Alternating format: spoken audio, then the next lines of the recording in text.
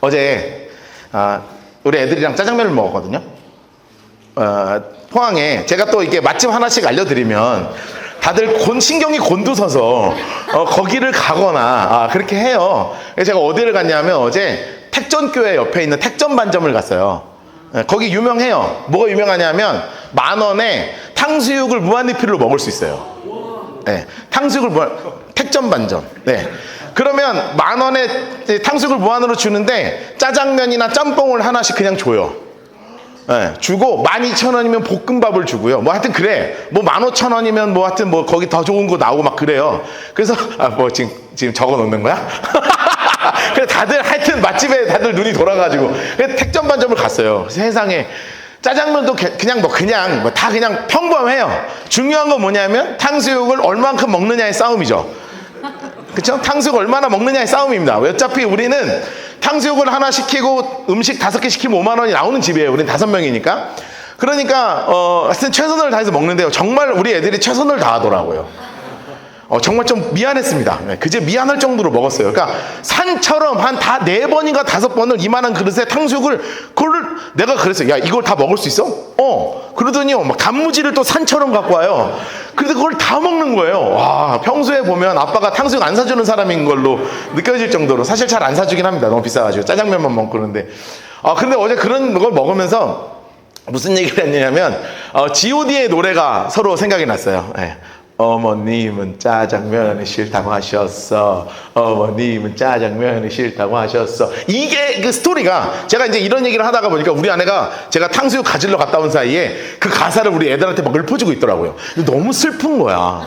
왜냐하면 먹을 게 라면밖에 없는 거예요. 여러분, 라면을 먹는 건 참 행복한 일이죠. 그쵸? 근데 그걸 몇 끼 먹잖아요. 죽을 것 같은 일이야. 뭔 말인지 아세요? 그러니까 돈이 없어서 밥을 먹고 싶은데 라면만 먹어야 된다? 그럼 정말 짜증나는 일이거든요. 그러니까 정말 라면밖에 먹을 게 없는 거예요. 그러니까 얘가 라면을 먹다가 그 스토리가 그렇습니다. 엄마, 나는 왜 라면만 먹어? 딴 거 사줘! 그랬더니 엄마가 비상금을 털어서 짜장면 한 그릇을 사준 거예요. 짜장면 한 그릇을 사줬어. 그래서 그거를 먹는데 지가 고개를 받고 먹고 있으니 엄마가 어떻게 먹어요? 그럼 엄마한테 물어보는 거죠. 엄마는 왜 안 먹어? 그랬더니 엄마가 뭐라 그런 거예요? 나는 짜장면이 싫단다.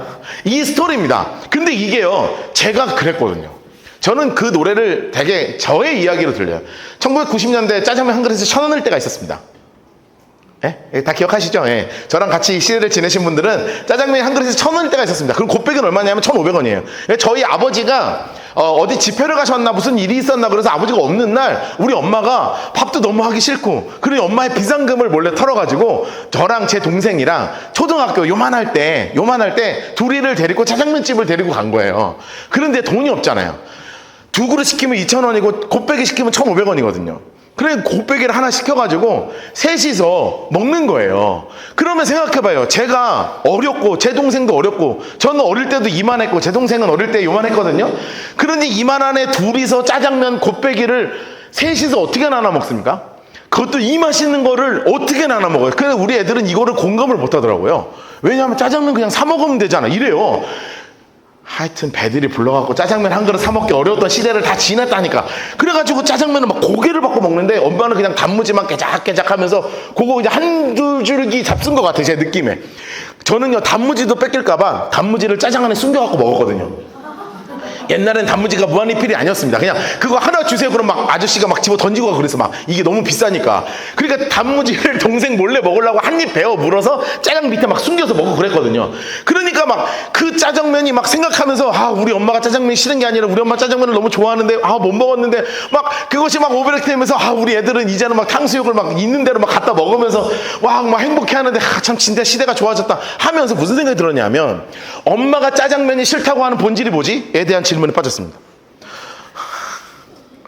네. 어머니가 짜장면이 싫다고 하셨다는 그 본질이 뭐냐고요. 엄마가 진짜 짬뽕을 좋아해서 안 먹었을까? 우리 엄마 짬뽕 좋아하는데 이런 컨셉으로 가면 우리는 뭐라고 표현하는 거냐면 철이 없다 이렇게 표현하는 겁니다. 철이 없는 거예요. 왜 철이 없다고 표현하냐면 철이 없으면 다 어디에 집중하냐면 나에게 집중합니다. 철이 없다는 말은 누구에게 집중한단 말이라고요? 나에게 집중하는 거예요. 그래서 철이 없는 사람이 잘 되잖아요. 그러면 어디에 집중하냐면 잘 되는 나에게 집중합니다.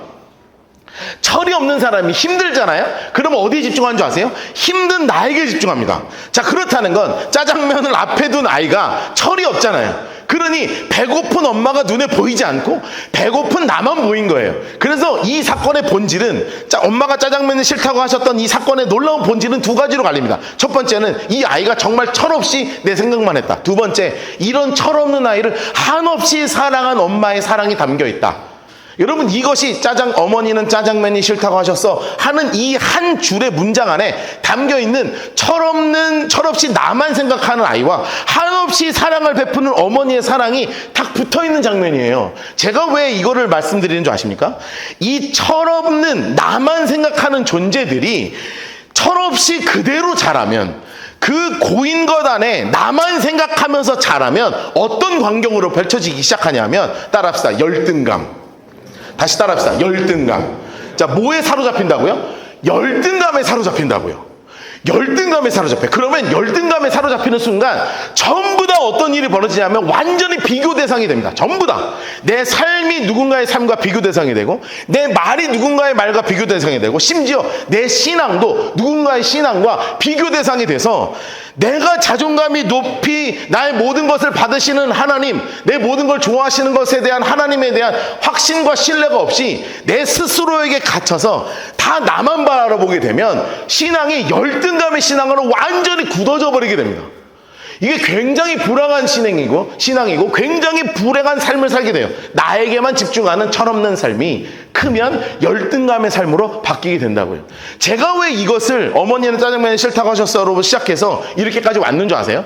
도대체 이 유대인들은 예수를 왜 죽이려 했는가? 이 근원적인 물음이 저에게 계속 있었어요.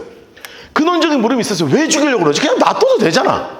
뭐 큰일 납니까? 뭐 엄청난 일 벌었으니까 자기 조금 괴롭힌 거 뭐 이거 그냥 놔두면 알아서 없어질 거 아니에요. 그런데 왜 죽이려고 난리를 치나? 사람들이 못 죽여서 안달해난다. 그게 무엇이냐면 영적인 열등감 가운데 빠져 있었던 유대인들이 그들의 열등감이 폭발하는 사건이라고요. 여러분, 열등감은 참 무서운 겁니다. 여러분들에겐 어떤 열등감이 있으십니까? 저는 어릴 때부터 열등감이 없을 수가 없는 몸입니다. 그냥 몸이 열등감 덩어리예요. 저는 초등학교 4학년 때부터 이랬습니다. 4학년 때 40kg, 5학년 때 50kg, 6학년 때 60kg 이렇게 계속 1년에 10kg씩 쪘어요. 대단하죠? 1년에 10kg씩 찌는 게 쉬운 일이 아닙니다. 얼마나 먹으면 1년에 10kg씩 찝니까? 10kg씩 꾸준히 쪘어요. 그럼 당신은 지금 400kg냐? 이렇게 가지 말자는 거예요. 그거는 아니고 인간이 찔 수 있는 한계점까지 갔다가 돌아왔다 계속 그렇게 하는 중입니다. 저는 운동도 열심히 합니다. 그런데요, 이게 특히 저의 이 몸이 이런 것 중에 저의 가장 큰 열등감은 어디 있었냐면 제 이 다리에 있었습니다. 다리. 왜 그러냐면 제가 생각보다 다리가 굉장히 굵어요. 그래서 제가 반바지 입는 거를 이제 얼마 안 됐어요. 반바지 입은 지가. 왜냐하면 제가 반바지 입고 걸어 다니잖아요. 그럼 동네 아저씨들이 저를 딱 붙잡고 뭐라 그러는지 아세요? 니 씨름했나? 이렇게 했어요. 니 씨름했나? 이렇게 물어봐요. 저는 학생인데요. 니 씨름한 다리인데. 나중에 보여줄까? 여기 하트 살아있습니다. 아직. 하트 살아있어요. 거진 2만 기다렸습니다. 그러니까 이게 저에게 신체적인 열등감이 저를 막 사로잡는데요. 이것이 언제 깨지기 시작하냐면 하나님의 사랑 가운데 있을 때 이 존재까지도 사랑하신다는 것을 깨달은 다음에 회복되기 시작하는 거예요. 이게요, 다른 거로서 회복이 안 돼요. 열등감은 뭘로 덮을 수 있냐면 사랑으로 덮을 수 있고 하나님으로밖에 안 덮이더라고요. 방법이 없어요. 몸덩어리가 이런 거 어떻게 해? 이게 해결이 되려면 살을 빼야 되는데 저는 살을 빼도요, 제가 15kg에서 한 20kg 가까이 뺀 적이 있습니다. 있어요. 여기서 20kg가 빠졌어. 그럼 날씬할 것 같아요? 안 날씬할 것 같아요? 그래도 뚱뚱해요. 20kg 빼도 뚱뚱해요. 30kg 뺀다고? 그럼 좀 나아질래나? 왜냐하면 제가 실제로 그랬거든요. 20kg를 뺐는데 군대 가서 20kg 뺐어요. 그 이제 첫 휴가를 나와서 얼마나 20kg 빼는 힘들었는지 아십니까? 밥도 안 먹고 막 맨날 운동하고 막 그렇게 철저히 뺐습니다. 그랬더니 휴가 나왔는데 우리 교회 동생이 뭐라 그러는 줄 알아요? 형! 얼굴만 빠졌네! 이러고 갔어. 나는 정말 그 녀석을 분노합니다. 그때 나에게 이 힘을 줬으면 아마 지금쯤 굉장히 정상 체중으로 살았을지도 몰라요. 걔 때문이야, 내가 뚱뚱한 건. 이게 뭐냐면 열등감에 사로잡힌 나의 모습이었던 거죠. 이 자체를 사랑하지 못했던 나였던 거예요. 여러분, 영적으로 지금 열등감에 사로잡혀 있는 사람들이 지금 예수를 향해서 어떤 태도를 가지고 있느냐, 이거를 굉장히 봐야 될 필요가 있다고요. 자, 봅시다. 25절. 예루살렘 사람 중 어떤 사람, 인물 색깔을 봅시다. 어떤 사람들이 뭐라고 표현하냐면, 야, 이는, 노란색으로 해서 칠해보실래요? 이는, 예수는 그들이 죽이고자 하는 그 사람 아니냐? 이렇게 얘기한다고요. 여러분, 죽이려고 했어요. 근데 그 위에 잠깐 보실래요? 20절 보세요. 20절. 무리가 대답하되 당신이 귀신 들렸도다. 예수님이 뭐라 그랬냐면, 야, 너네 왜 나 죽이려고 그래? 그러니까 뭐라고 얘기하냐면, 예수님 19절에 그러잖아요. 너 이거 어째서 날 죽이려고 그러냐? 그랬더니 그 사람들이 뭐라 그러냐면, 당신 귀신 들렸어? 우리가 언제 당신 죽이려고 그랬어? 라고 말했지만 사실은 뭐 하려고 그랬었어요? 그동안 계속 죽이려고 그랬었다고요. 그런데 그것이 속내가 드러났죠. 그들이 죽고자 하는 사람이 드러났냐? 여러분, 왜 그래요? 열등감에 사로잡힌 사람들은 자꾸 자기를 감추려고 그런다고요. 그런데 결정적인 순간에 이 열등감이 드러나면서 자신의 속내가 드러나는 거예요. 옆에 써놓으세요. 자신의 속내가 드러난 거예요. 자신들의 속내가 드러났습니다. 속내가 드러나 버렸어요. 그러니까 사람들이 뭐라 그러냐면, 근데 죽이고자 하는 사람이 나타났어. 드디어. 야, 드러내게 말했는데 왜 아무도 안 잡아? 당국자들은 이 사람이 진짜 그리스도라고 인정하는 거야 뭐야? 왜 그리스도야? 근데 왜 안 잡아? 그러면서 뭐라고 표현하냐면 27절에 노란색으로 삭색 칠해서, 우리는 그 사람이 어디서 왔는지 알고 그리스도께서 오실 때는 어디서 오는지 아는 자가 없으리라. 여러분, 이거요, 뭐라고 해놓으셔야 되는 줄 아세요? 무식한 사람들, 이렇게 써놓으세요. 무식한 사람들. 자, 뭐한 사람들이라고요? 무식한 사람들이라고요. 왜냐하면 성경에 메시아가 올 때 어디서 태어나고 어떤 사역을 하고, 이게 구약 성경에 다 들어가 있어요. 예언 찾기 시작하면 한없이 찾을 수 있습니다. 지난 학기에 우리가 이사야서 공부하는 중간에 이사야서 중에 따로 어떤 박스를 쳤었냐면, 지난 학기 강의 중에 그런 내용이 있었어요. 뭐냐면, 이사야 속에서 나타난 예수님의 예언 찾기 했었어요. 그 1시간 동안 박스 쳤습니다. 이사야만 갖고도 1시간 동안 박스를 쳐야 돼요. 내용이 얼마나 많으면. 그러니까 구약 성경에 나와 있는 수없는 예언들이 있는데 이 사람들은 받아들일 마음이 없으니까 다 뭐라고 표현해요? 오실 때는 어디서 오는지 아는 자가 없다 하고요, 자신의 열등함을 드러내기 시작하는 거예요. 여러분, 그런데 놀라운 일이 벌어지죠. 그때 예수님 뭐라고 말씀하시냐? 예수께서 뭐라고 말씀하시냐? 이렇게 얘기하십니다. 이르시되, 하나님 색깔 내려서 너희가 나를 알고 내가 어디서 온 것도 알거니와 내가 스스로 온 것이 아니라 나를 보내시는 이는 참되시니 너희는 그를 알지 못하나 나는 안다. 여기까지 해놓으세요. 예수님이 지금 뭐라고 말씀하시는 거예요? 나를 보내시는 이는 누구다? 하나님이다. 써놓으세요. 보내신 아버지 하나님이다. 이 말씀하시는 거예요. 여러분, 이 예수님의 자신감이 보이십니까? 여러분, 예수님의 자신감이 보이세요? 여러분, 지금 제자들, 이 수없는 유대인들은 이 죽이고 싶은 예수가 나타났는데도 불구하고 저 대단한 사람처럼 보여서 더 이상 어떻게 하지도 못하고 싸우지도 못하고 건들지도 못하고 속으로 막 죽이고 싶고, 사로잡혀서, 열등감에 사로잡혀서 저걸 어떻게 말로 이기지, 저걸 어떻게 잡아서 내가 죽이지, 이 생각만 하고 있지만 예수님 스스로 지금 뭐라고 말씀하시냐면, 너희 왜 그렇게 얘기해? 내가 어디서부터 왔는데? 난 하나님에서부터 왔잖아.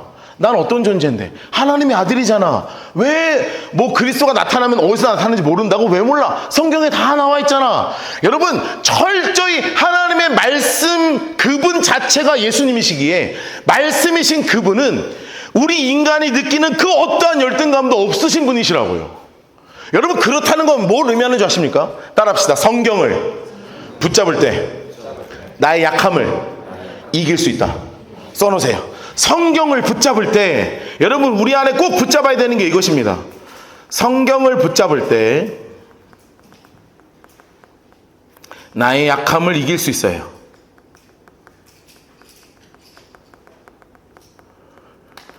성경을 붙잡으면 나의 약함을 이길 수 있습니다. 왜냐하면 성경 그것 자체가 우리 하나님이시기 때문에 그렇습니다. 여러분, 각자의 삶에 10대에는요 어떤 열등감이 있는 줄 아십니까? 우리 초등학생들은 열등감이 잘 없습니다. 왜냐하면 애가들이 자아가 이제 자라나는 과정이니까 열등감을 가질 일이 잘 없어요. 그런데 사춘기에 접어들기 시작하잖아요. 그럼 열등감이 찾아오기 시작합니다. 어떤 열등감? 외모에 대한 열등감이 제일 강하죠. 10대들은 늘 어디에 사로잡히냐면 다 자신의 외모에 사로잡히고요. 아니면 누군가에게는 자신의 성적이 자신의 열등감의 근거가 되기도 합니다. 나보다 더 나은 애, 나보다 더 못난 애, 이런 거를 앞에 두고 강약, 약강이 되어서 나보다 못한 애는 내가 깔아뭉기고, 이거 자존감 낮은 사람이 가능한 겁니다. 나보다 높은 애는 내가 밑으로 쑥 들어가고, 그래서 정말 비겁한 사람으로 되죠. 왜냐하면 10대들이 갖고 있는 것은 성적이나 외모이기 때문에 그래요. 근데 20대로 넘어가면 또 다른 문제로 열등감이 사로잡히죠. 그 다음에 진로에 대한 문제로 사로잡힙니다. 아, 이 친구는 어디 갔고, 이 친구는 했고, 누구를 만나고 있고, 나는 어떤 존재고, 나는 왜 여기 있고. 여러분, 그런 생각에 빠질 수밖에 없다니까요. 여러분, 제가 정말 그렇게 살았어요. 20대 때 열심히 사역을 했습니다. 20대 때 최선을 다해서 살아왔어요. 그런데 29살 12월 31일이었어요 29살 12월 31일 잊지도 못해. 그날 나 30 되는 날에 이제 성부형 귀신 예배 드릴 때 내가 나이가 30으로 바뀌는 날에, 여러분 그때요 제가 얼마나 무력감을 느꼈는지 아세요? 난 나이가 30인데 내가 인생에 이룬 게 하나도 없는 거야. 하나도 없는 것처럼 느껴지는 겁니다. 여러분 30대가 넘어가면 자녀 교육 때문에 여러분 열등감이 가족들마다 시작되기 시작합니다. 비교합니다. 철저히 비교해요. 얘는 무슨 교육 시키고 쟤는 무슨 교육 시키고. 여러분 지금 강남 가면요 심각해요. 어린이들 7살, 8살짜리 데려다 놓고 영어 유치원, 6살, 7살짜리 데려다 놓고 영어 유치원 입시시키고 있다니까요. 여러분 지금 행복하게 자라고 있는 거예요. 지금 강남은요 난리도 아닙니다. 애들 막 정신병 걸리고요. 지금 장난 안 해. 진짜 심각하다고요. 심각해요. 정말 심각합니다. 여러분 40대 넘어가면 무엇을 열등감 갖습니까? 자신의 재산으로 열등감 갖기 시작합니다. 왜냐하면 40대 넘어가면 재산이 극명하게 갈리기 시작하거든요. 20대 30대 때 자신의 삶에 어떤 기회가 있었는지에 따라서, 그리고 거기를 어떻게 대처했는지에 따라서 재산이 갈리기 시작하잖아요. 아파트 평수가 갈리기 시작합니다. 철저히 갈려요. 타는 차도 갈리고요, 하는 사업도 갈리고요. 거기 안에서 철저히 계급으로 나누고, 나는 그 사람과 비교하고 이 사람은 나를 깔아뭉개는, 50이 넘어가면 그게 극대화되기 시작하죠. 60 넘어가면 은퇴를 준비하면서 또 다른 열등감이 찾아옵니다. 이것뿐만이 아닙니다. 인생의 삶에서의 열등감을 넘어서서 신앙적 열등감도 너무나 심각할 때가 있어요. 뭔지 아십니까? 신앙적 열등감이 있을 때 자신감이 없는 거예요. 자신감이. 여러분 왜 신천지에 20만이 넘게 끌려가요? 왜 하나님의 교회 20만이 넘게 끌려가요? 왜 요즘 통일교회가 계속 나와요? 왜 그러냔 말이에요. 신앙적인 열등감 가운데 사로잡혀 있는 거예요. 신천지가요 딱 하나 갖고 다 넘어뜨렸어요. 20만을. 뭔지 아십니까? 성경 공부할래요? 성경 아십니까? 이거 가지고요 나는 성경 잘 모르는데요, 성경 잘 가르쳐주는 분 계시는데요, 라이트하우스 포항에서 성경 공부 가르친다 그러면 안 오지만 거기 가면 쫓아가요. 그래서요 넘어간 애가 24만 26만 막 넘어갔단 말이에요. 왜 하나님의 교회 안상홍지회로 넘어간 줄 아십니까? 성경에 대한 열등감이 있어요 사람들이. 그래서 안상홍지회가 뭐라고 얘기했냐면, 아버님 하나님을 아버지라고 그러시죠? 네 맞습니다. 그럼 어머니 하나님도 있겠네요? 가시죠. 이래서 끌려가요. 그렇게 해서 끌려간 게 20만입니다. 여러분 우스워 보이죠? 44만이 넘어요. 그렇게 끌려간 사람들이요. 여러분 지금 통일교회 얘기는 한참 나오는데, 통일교회 참 어머니가 누구라고 얘기하냐면 한학자 씨라고 얘기한다고요. 여러분 자기를 뭐라 그러는 줄 아세요? 독생녀라 그래요. 독생녀. 지 엄마 아빠가 다 있는데 호적이 있어요. 근데 나는 독생녀래. 지 남편도 죽었는데. 그런데 그거를 따르는 사람들이 있다니까요. 그렇게 넘어간 사람이 엄청나게 많습니다. 왜요? 성경에 대한 영적인 열등감 가운데 사로잡혀 있는 거야. 나는 성경 잘 모르는데, 나는 하나님 잘 모르는데. 왜 그런 열등감을 갖냐고요. 하나님이 나를 사랑하시는 것에 확신이 있고, 하나님의 말씀을 사랑하는 것에 확신이 있으면, 비록 내가 헷갈리는 게 있어도, 비록 그 질문에 내가 대답하지 않아도 우리의 마음에 확고한 믿음의 고백이 있어야 되는 거 아니에요. 따라합시다. 하나님은 나를 사랑하신다. 이 하나님을 향한 믿음과 신뢰를 붙잡으면 영적인 열등감 가운데 사로잡힐 일이 없거든요. 근데 정말 많은 사람들이 여기 휘둘리고 사는 겁니다. 목사들도 마찬가지예요. 교회 크기로 비교하고, 교회 재정으로 비교하고, 자신의 성도들의 삶으로 비교하고요. 내가 이 교회의 크기와 다른 그런 사람이라고 착각하고 산다니까요. 여러분 이거 철저한 열등감이 드러나는 거예요. 영적으로 열등감이 생기기 시작하면 한없이 그가 무너지기 시작해요. 그런데 예수님 보세요. 그의 삶이 어디서 태어나셨습니까? 베들레헴 마구간에서 태어나셨습니다. 그런데 어디서 주무셨습니까? 인자가 머리 둘 곳도 없다고 말씀하셨습니다. 예수님은 안 외로우셨습니까? 그 수없이 오병이어 때문에 따르던 사람에게 물어봅니다. 너희도 날 따르느냐? 다 도망가잖아요. 외롭습니다. 돈도 없습니다. 힘듭니다. 태어난 것도 비천합니다. 그러나 예수님에게는 한 가지 확실한 것이 있었습니다. 나는 하나님의 아들이고 하나님은 나를 여전히 사랑하신다. 여러분 이거 하나 붙잡으면 어떤 공격이 날라와도 이겨낼 수 있지 않겠습니까? 여러분 이 믿음의 확신이 우리에게 있기를 주님으로 축복합니다. 여러분 주님께서 이걸 말씀하시는 거예요. 나를 붙잡을 때 너의 이 모든 연약함을 이겨낼 수 있을 것이다. 여러분 정말로 발버둥 치는 이 유대인들에게 아무리 발버둥 쳐도 할 수 없는 것들이 있어요. 뭐냐 하면 하나님을 붙잡아야 돼. 예수를 붙잡아야 돼. 30절 보세요. 이 자신감 있는 예수 앞에 예수를 잡고자 하나 손대는 자가 하나도 없습니다. 손대는 자가 하나도 없어요. 왜냐하면 이는 그의 때가 아직 이르지 않았다. 하나님의 때와 근거가 분명히 있는 걸 믿기에 하나님의 그 예수님의 그 확고한 믿음 안에 하나님이 나를 붙잡으신다는 그 확고한 신뢰 안에 아무 일도 일어나지 않아요. 아무리 잡으려고 해도 못 잡아요. 31절 무리 중에 많은 사람이 예수를 믿고 말하되 그리스도께서 오실지라도 행하실 표적이 이 사람보다 행한 것보다 더 많겠냐. 노란색으로 해놓으세요. 여러분 이 자신감 있는 태도 앞에 사람들이요 믿음으로 반응하기 시작해요. 믿음의 자신감 앞에 믿음으로 반응하기 시작하는 겁니다. 써놓으세요. 믿음의 자신감 앞에 믿음의 반응이 나오기 시작해요. 여러분 믿음의 자신감 앞에요 뭐가 나온다고요? 믿음의 반응이 나올 거예요. 적으셨으면 저를 잠깐 보실까요? 여러분 제가 진짜 간절히 부탁드립니다. 예수 믿는 걸 자랑스러워 하십시오. 제가 진짜 간곡히 부탁드립니다. 예수 믿는 걸 자랑스러워 하십시오. 내가 하나님의 자녀인 걸 자랑스러워 하십시오. 그러면 우리 같이 이겨낼 수 있습니다. 왜냐하면 그분이 말씀으로 우리에게 찾아오셔서 그 말씀이 우리를 붙잡으실 것이기 때문에 그렇습니다. 그러니까 믿음에 서면 예수를 자신감 있게 붙잡으면 우리 주변에서도 이런 멋진 믿음의 반응들이 벌어질 거란 말이죠. 여러분들의 연약함으로 그 믿음의 반응들이 죽어지지 않도록 여러분의 믿음이 더 하나님 앞에 신뢰가 가득하도록 믿음으로 기도하십시오. 믿음으로 말씀을 붙잡으십시오. 그러면 여러분의 삶을 통해 여러분의 주변에 믿음의 공명이 일어나기 시작할 거예요. 믿음의 반응들이 일어나기 시작할 겁니다. 일어나기를 주님으로 축복합니다. 반드시 일어날 것입니다. 그래서 여러분의 삶을 통해 사람들의 삶에 감동을 주고 삶에 어떻게 저럴 수가 있나? 왜 쟤는 저렇게 힘든데 믿음 붙잡고 사나? 쟤는 무너져야 하는데 왜 안 무너지나? 저가 믿는 그 예수는 누구인가에 대한 공명이 반드시 이루어질 것입니다. 여러분 이게 우리가 믿는 삶입니다. 여러분 예전에 어떻게 가르쳤는지 아십니까? 여러분이 잘 돼야 하나님의 영광 받는다 가르쳤습니다. 잘못된 가르침입니다.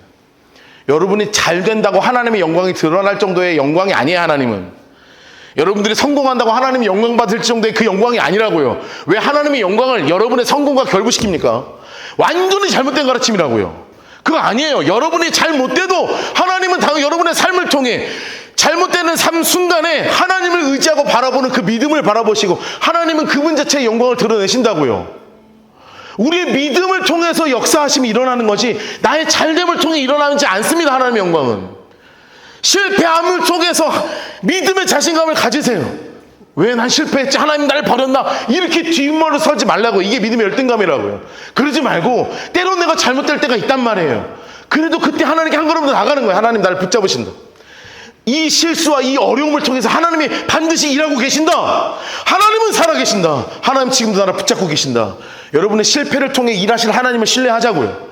여러분 이것이 우리 믿음의 사람들의 모습입니다. 여러분 그러니까 사람들이요 막 갈리기 시작하는 거예요. 막 수근수근 대는기 시작합니다. 그러니까 누가 얘기하냐면 인물작가라면서요 대제사장 바리새인들 그래갖고 누구를 보내요? 예수님을 잡으려고 아랫 사람들을 막 파견합니다. 그래 예수님 뭐라고 말씀하세요? 야 너희가 아무리 해봐야 나를 못 만나. 예수께서 이르실 때 내가 너희와 함께 조금 더 있다가 나를 보내신 이로 갈 텐데 하나님 색깔로 해놓으세요. 너희가 나를 찾아도 못 만나고 나 있는 곳에 오지도 못해. 왜요? 왜 못 와요? 하나님의 때와 하나님의 능력은 하나님의 계획 가운데 이루어지니 사람의 애를 쓰다가 될 문제가 아닌 거예요. 이 문제는. 그런데 그렇게 죽이려고 애쓰잖아요. 죽을 때가 반드시 있는데 이게 하나님의 카이로스가 있는 거 아닙니까? 35절 이에 유대인들이 서로 묻되 이 사람이 어디로 가기에 우리가 그를 만나리요? 유대인 중에 흩어져 사는 자들로 가서 헬라인을 가르치려고 그러냐? 저 이방인들한테 가르치려는가 봐봐. 그러니까 우리가 못 잡지. 그러니까 못 알아듣는 말 하는 겁니다. 서로 나를 찾아 만나지 못한다는 말이 도대체 뭔 말이야 하고 못 알아들어요. 못 알아들어요. 여러분, 그러니까 사람들의 반응이요 막 갈리기 시작합니다. 사람들이 막 갈리기 시작해요. 40절 보세요. 40절 막 여러 말씀을 듣는 사람 중에 어떤 사람이 생겼냐 하면 노란색으로 40절 이 사람이 참으로 선지자다, 야 이 사람 진짜네 하는 사람이 있었어. 그래서 이 사람이 그리스도라 하고, 어떤 사람은 뭐라고 표현하냐면, 어떤 이들은 노란색으로 그리스도가 어찌 갈릴리에서 나오느냐 이렇게 표현하는 거예요. 갈릴리. 여러분, 이 말이 무슨 뜻이에요? 예수님을 그동안 뭐라고 불렀어요?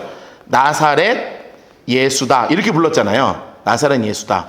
자, 그럼 이 나사렛 예수가 뭔지 보여드릴게요. 자, 이 지도 보세요. 지도 보이세요? 보이시죠? 자, 여기 보면 이게 갈릴리 바다죠. 근데 우리는 갈릴리 하니까 갈릴리 바다만 생각하는데 갈릴리 바다가 아니고요, 요 동네 이름이 갈릴리예요. 요 동네 이름이 갈릴리라고요. 그래서 요 동네 전체가 갈릴리입니다. 빨간색이. 그 중에 나사렛이 어디예요? 여기에서 예수님이 보통 어린 시절을 다 보내고 나고 자란 곳이 여기예요. 그래서 예수님을 뭐라고 그동안 불렀어요? 나사렛 예수다 이렇게 부른 거예요. 나사렛 예수를 불렀으니까 어디 사람이라고 생각한 거야? 갈릴리 사람이라고 생각한 거예요. 이해되셨죠? 포항의 두호동 사람인 거야. 아니? 뭔 말이세요? 우방 신천지 사는, 신천지 아파트 사는, 신천지랑 상관없는 신천지 아파트 사는, 그런 목사란 말이에요. 그러니까 포항의 두호동 사는 예수, 두호동 박노아, 이거거든. 나사렛 예수, 나사렛 예수의 그 위에 상부가 뭐예요? 갈릴리 예수가 되는 거예요. 이해되셨죠? 그러니까 사람들이 뭐라고 얘기하냐면, 어디 메시아가 나사렛, 갈릴리에서 태어나냐. 여기 아니고, 원래 어디서 태어나야 되냐면, 예수님의 말씀 그대로 여기서 태어났어야 돼. 무슨 동네예요? 베들레헴이죠. 베들레헴에서 태어난 예수여야 되는데 사람들이 나사렛 예수라고 부르니 저건 가짜구만 이렇게 얘기한 거예요. 근데 사실 예수님 어디서 태어나셨어요? 베들레헴에서 태어나셨잖아요. 제대로 알지도 못하고. 얘는 아니어야만 되는 거지. 얘는 그리스도가 아니어야만 되는 거예요. 이 말이, 이 지도를 보고 나서 설명하면 그 말이 맞는 거예요. 자, 그러니까 성경에서 뭐라고 얘기하는 거예요? 어찌 갈릴리에서 나오느냐? 이 말은 뭐냐면, 예수는 그리스도가 아니어야 한다, 그 뜻입니다. 아니어야 한다는 겁니다. 성경에서 이르기를 그리스도는 다윗의 씨로, 또 다윗에서 살던 베들레헴에서 나와야 되는데, 베들레헴 장수 색깔 해보세요. 베들레헴. 베들레헴에서 나와야 되는데 베들레헴 사람도 아니구만. 막 서로 막 쟁론이 있는 거예요. 쟁론이 있는 거예요. 그러니 잡지도 못하고 손대지도 못하고, 또 아랫 사람들이 잡으러 가라 그러니까 인물색깔에서 아랫 사람들이 누구를 또 다시 찾아갔어요? 대제사장들과 바리새인들에게 찾아갔어. 그러니 대제사장이 뭐라 그러냐면, 왜 안 잡아와? 너네 왜 안 잡아와? 그랬더니요, 요 아랫 사람들이 아무리 봐도 대단한 사람이야. 그래서 노란색으로 해놓으세요. 그 사람이 말하는 것처럼 말한 사람은 이때까지도 없었습니다. 여러분, 그러니까 여러분, 자존감이, 영적으로 자존감이 높으면 진지하게 생각해 볼 거 아니에요. 이 사람이 진짜 그리스도인가? 그런데 지금 영적 열등감에 사로잡혀 있잖아요. 그러니까 뭐라고 표현해요? 야, 너도 예수 믿냐? 이렇게 하는 거예요. 바리새인들이 대답하되, 너희도 미혹됐냐? 당국자들이나 바리새인 중에 너 믿는 사람 있어? 율법을 알지 못하는 이 무리는 저주받아야 돼. 막 악담을 쏟아놓습니다. 악담을 쏟아놔요. 근데 그 중에 누가 갑자기 등장하냐면, 그 중에 한 사람, 전에 왔던 니고데모, 인물 색깔이었어요. 니고데모가 갑자기 딱 등장한 거예요. 야, 왜 그렇게 말해? 왜 니고데모가 등장한 줄 아세요? 요거 때문에 그래. 요거 때문에. 자, 너 바리새인 중에 믿는 자 있느냐? 대제사장이 이렇게 얘기하는 거예요. 이 대제사장이 공격이야. 그런데 여러분, 요거 이제 배우려면 우리 2장 혹시 기억하세요? 니고데모가 예수님을 찾아온 게 영적으로 갈급해서 찾아온 게 아니라는 거 기억하세요? 뭐 때문에 찾아왔냐면 내 편 만들려고 찾아왔다니까요. 내 편 만들려고. 니고데모가 바리새인을 대표해서 내 편 만들기 위해서, 나랑 교리도 비슷하고, 야, 너 우리 쪽으로 좀 넘어올래? 사두개파랑 지금 대제사장파랑 우리 지금 세력 다툼하고 있는데, 너 오면 우리한테 큰 힘이 될 것 같아. 우리 좀한테 영접해서 올래? 이렇게 하러 왔다가 예수님한테 박살난 거 아니에요. 그러니까 이 니고데모가 그날 박살날 기억도 있지만, 대제사장이 우리를 공격하니까 자기가 아무리 생각해봐도 이 사람이 그렇게 나쁜 사람은 아니야. 만나봤잖아요. 그러니 이렇게 얘기하는 거예요. 우리 율법은 사람의 말을 듣고 행한 것을 알기 전에 심판하지 않잖아. 왜 함부로 우리를 심판해? 너 예수에 대해서 제대로 만나본 적도 없잖아. 왜 함부로 심판해? 라고 얘기하니까 또 대제사장들이 뭐라 그러냐면, 야, 너도 갈릴리 사람이야? 갈릴리는 선지자 나지 않아. 너도 갈릴리 사람이야? 너도 같은 패구만. 여러분, 이거 열등감에 사로잡힌 사람의 말인 거 지금 이해가 좀 되세요? 완전 열등감에 사로잡혀서 나 아니면 다 안 돼. 너도 막 지금 다 이러고 있는 거야. 여러분, 이렇게 완전히 사로잡힌 자들에게 예수님께서 우리에게 오늘 진짜 하고 싶었던 얘기가 있었어요. 걔 말은 뭔지 아십니까? 내가 바로 너희의 생수의 강을 흘러넘치게 할 것이다 라는 것이었습니다. 40절 37절 봅시다. 명절 끝날이 되었습니다. 명절 끝날, 초막절 마지막 날, 가장 축제가 큰 날, 예수께서 사람들 앞에 쫙 서서 이르십니다. 이렇게 하나님 색깔을 해서 누구든지 목마르거든 내게로 와 마셔라. 누구든지 목마르거든 내게로 와 마셔라. 나를 믿는 자는 성경에서 말한 것 같이 그 배에 생수의 강이 흘러나올 것이야. 여러분, 받을 성령을 얘기하는 거예요. 생수의 강은 이렇게 파란색 볼펜으로 이렇게 해놓으세요. 성령 하나님을 얘기하는 거예요. 성령. 예수께서 아직 영광을 받지 않으셨으므로 성령이 아직 그들에게 계시지 않는다. 여러분, 주님께서요 지금 뭐라고 말씀하세요? 제발 자신의 경험이나 자신의 삶에 쌓여있는 자신의 결핍으로 인해 생기는 이 수없는 열등감 가운데 사로잡히지 말고 진짜 사로잡히고 진짜 바라봐야 될 대상이 누구예요? 예수님이라는 거예요. 여러분, 기억하세요? 세상의 것으로 여러분의 배를 만족시킬 수 있습니까? 세상의 값진 음식으로 여러분을 만족시킬 수 있습니까? 어제 점심에 그렇게 먹었거든요. 정말 막 돼지한테 미안할 정도로 먹었단 말이에요. 야, 미안해, 내가 먹을게 막 이러면서 계속 먹었어요. 여러분, 그러면 저는 안 배고픕니까? 너는 언제까지 먹을 거냐 이런 생각하지 마십시오. 안 배고플 거예요 같아요? 오늘 또 점심을 먹어야 됩니다. 맛있는 걸 먹고 싶어요. 저녁은요? 어제 그렇게 먹고요, 저녁을 안 먹었어야 됩니다. 근데 우리 아내가 정말 맛있는 김치볶음밥을 해준 거예요. 어떻게 안 먹어요? 계란 후라이에 김치볶음밥을 어떻게 안 먹습니까, 한국 사람이? 여보, 그러면서 막 혼자 다 먹었습니다. 여러분, 이거는요 끊임없습니다. 왜 성경에서는 배라고 표현했을까? 여러분, 배에서 흘러넘친다는 거예요. 끊임없는 갈급함이 있는 곳이 배이기 때문에 그렇습니다. 성경에서 왜 배라고 표현했다고요? 끊임없는 갈증이 있는 곳이에요. 끊임없는 배고픔이 있습니다. 절대 만족함이 없습니다. 이 만족함이 가장 짧은 곳이 배입니다. 그런데 주님이 뭐라고 약속하세요? 이 배에서부터 생수의 강이 절대 끊이지 않는 강을 흘러넘치게 할 것이다. 흘러넘치게 할 것이다. 세상에서 줄 수 없는 완전한 만족을, 완전한 기쁨을, 완전한 행복을 너희에게 흘러넘치게 할 것이다. 여러분, 예수 안에서만 가능한 것입니다. 세상의 그 어떤 것에도 불가능합니다. 채워보세요, 배를. 돈으로 채워보십시오. 됩니까? 먹을 것으로 채워보십시오. 됩니까? 더 나은 직장을 채워보십시오. 됩니까? 좋은 사람을 만나서 결혼하면 될 것 같아요. 안 돼요. 세상의 그 어떠한 것으로도 우리를 채울 수 없습니다. 그런데 주님이 뭐라고 약속하셨어요? 나는 너 채울 수 있어. 나만이 너를 채울 수 있어. 어떻게 할 때? 하나님의 말씀 붙잡고 당신이 나의 주인이심을 신뢰하고 하나님으로부터 한 걸음 더 나아가면, 여러분, 제가 오늘 설교를 준비하면서 무슨 생각을 했냐면, 물을 어떻게 하면 흘러내릴 수 있지? 생각을 해봤어요. 그 옛날 생각을 해보니까 옛날에는 이렇게 했습니다.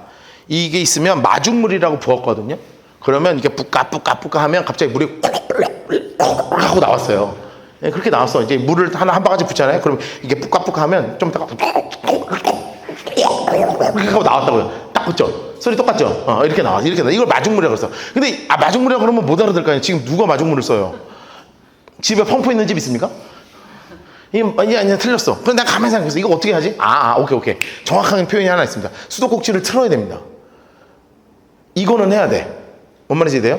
하나님의 역사가 딱 이건 거 아세요? 내가 하나님을 향해서 가서 수도꼭지를 만져야 하나님의 생수의 강이 열리기 시작합니다. 그냥 없어요. 뭘로 여는 게 무엇입니까? 여러분이 여러분의 삶의 자리에서 기도하는 현장이 생수의 강을 여는 현장입니다. 여러분 이번 주부터 다시 한번 기도의 자리를 찾으십시오. 이 좋은 계절, 기도하기 얼마나 좋습니까? 교회 비어 있어요. 비밀번호 모르는 사람 나한테 물어봐야 내가 다 알려줄 테니까 그냥 들어와서 기도하세요. 하루 종일 음악 틀어놔요. 저 음악만큼 공허한 음악이 없습니다. 우리 교회에서. 정말 불쌍해요. 혼자 계속 울리고 있습니다. 하루 종일 울려요. 불쌍해 죽겠어요. 저 스피커 끄고 싶은데 또 혹시 누가 올까 싶어서 끄지도 못합니다. 24시간 공허하게 울립니다. 그런데 가끔 한 번씩 오세요. 일주일에 몇 번씩 오셔서 기도하시거든요. 그때는 제가 혼자 일을 하고 있어요. 근데 거진 20시간은 혼자 놀고 4시간 일하고 20시간 혼자 놀고 계속 그러고 있습니다. 괜찮거든요. 그런데 여러분의 삶의 자리에서 기도의 자리가 열린다면 그 수도꼭지를 여십시오. 부탁입니다. 일어나서 단 10초, 20초, 30초라도 기도의 수도꼭지를 여시면 하나님이 여러분의 삶의 생수의 강을 흘러 넘치게 해주신다고 약속하셨다니까요. 여러분 억지로라도 하나님의 말씀 앞에 서야 돼요. 성경은요 애써 읽어야 됩니다. 내가 분명히 얘기했어요. 성경 애써 읽어야 돼요. 성경을 하나님이 처음부터 유튜브로 만들었으면 이렇게 어렵지 않았을 거야. 그냥 틀어놓고 있으면 되잖아. 막 재밌게 해놨으면 얼마나 좋겠어요. 막 말도 어렵고 그러니까 막 안 읽히잖아요. 근데 그래서 애써야 돼요. 애쓰잖아요. 그럼 거기 안에서 수도꼭지가 탁 열려요. 그러면 거기 안에서 막 물이 막 콸콸 쏟아져 나와서 세상에 줄 수 없는 만족이 여기서부터 채워진다니까요. 이건 해본 사람만 알아. 여기서 내가 백날 성경해봐 아무 소용이 없어. 이거 오늘 완전 끝나고 나서 기도 안 하고 성경 안 보잖아요. 아무짝에 쓸모없는 성경 30분 한 겁니다. 나는 지금 아무 의미 없는 짓을 한 거야. 우리 교회처럼 성경 가르쳐주는 교회가 포항에 없어요.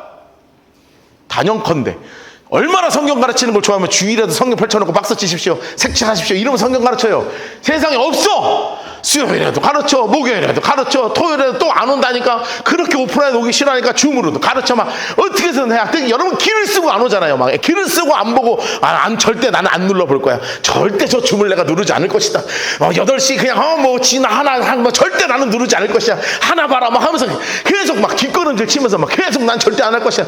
기도해라 그러면 아침에 일어나서 기도할까? 아니지. 쇼츠 계속 올리고 앉아고. 여러분 다 그러고 살지 않냐? 열심을 다해서 하나님 앞에 수도꼭지를 틀어야 그때부터 은혜의 강이 흘러 넘친다니까요. 수도꼭지를 여십시오.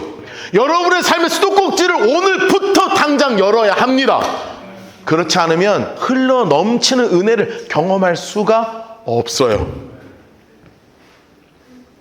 하나님의 역사하심은 우리의 작은 노력과 연합될 때 흘러 넘치는 역사하심으로 우리를 덮어주실 것입니다. 사실 우리의 삶에 너무나 큰 파도들이 있습니다. 어떻게 이겨낼까요? 방법이 없습니다. 그러나 성경에서는 분명하게 말씀하고 계십니다. 나를 붙잡으면 생수의 강이 흘러 넘쳐 너의 모든 갈급함을 내가 다 채울 것이다. 여러분 그 놀라운 은혜를 누리는 우리 라이터스 방 되기를 주님으로 축복합니다. 찬양합시다.